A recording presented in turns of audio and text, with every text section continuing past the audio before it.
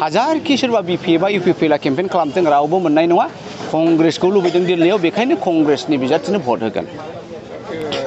बे खोथाखौ 2014 आवबो बुंदों प्रमदआबो बुंदों हाग्रामाया बुंदों 2019 आवबो बुंदों सोर देरहादों नब कुमार सर'निया देरहादों ना केम्पेन ना बुथ कमिटि ना मण्डल कमिटि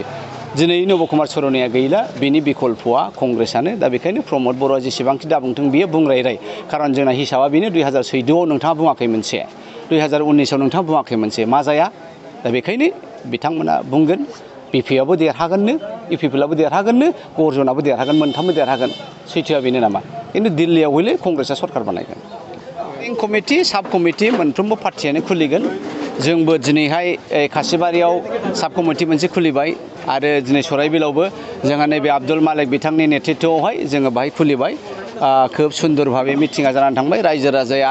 कांग्रेसनो आशीर्बाद होदों बिथांमोना अनसायदों दा रायजो राजानि अनसायनायखौ मोननानै जों गोजोननाय मोनदों आरो बिथांमोननि प्रति जोंहा हाजार हाजार धन्यबादबो जासिदों दा बेनो साइन एबारावहाय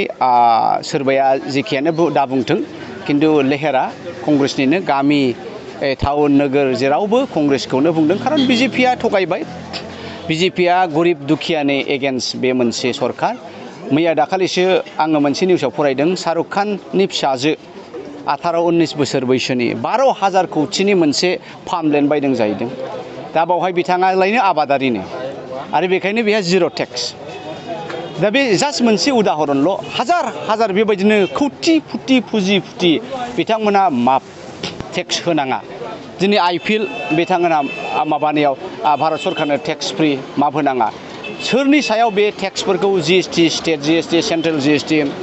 संख्रि फानलु दालि थाव बायदि बायदि बायनायाव टेक्सनि सायाव टेक्स डाबल टेक्स जाबसिनदों लामा सामायाव टल गेट बसायदों बे गासिबो